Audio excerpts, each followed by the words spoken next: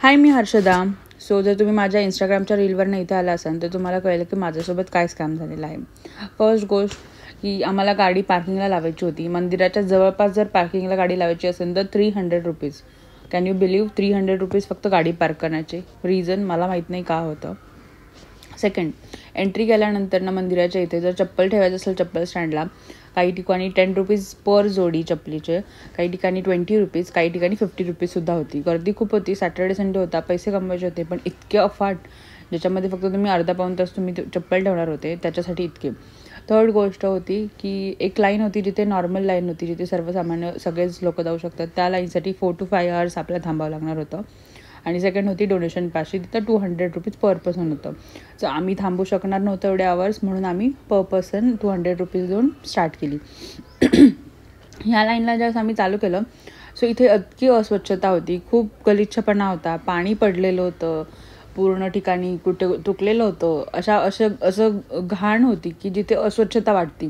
कारण मंदिराचं पावित्र्य असं काही वाटतच नव्हतं. आणि हे प्रशासन पाहत नाही आहे, तिथलं जे ट्रस्ट आहे ते पाहत नाही आहे.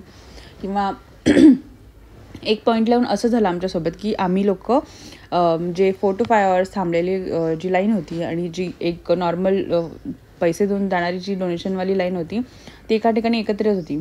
आणि जी 4 to 5 hours थांबलेली लोकं होती त्यांच्याकडे ऑफकोर्स हे नव्हतं, पेशन्स नव्हते, कारण ते आम्हाला पुढे जाऊन देत नव्हते. आणि आम्हीसुद्धा एवढा वेळ थांबलो तर आम्हालाही पुढे जायचं होतं.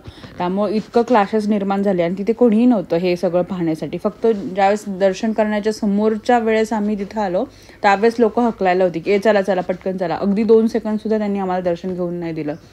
फुलं आणलेली होती लोकांनी, भाविकांनी. ती फुलं लोकांच्या पायाच्या इथे अशीच पडलेली होती, कारण मेन मंदिराच्या इथे तर कोणाला जायला अलाउड नाही.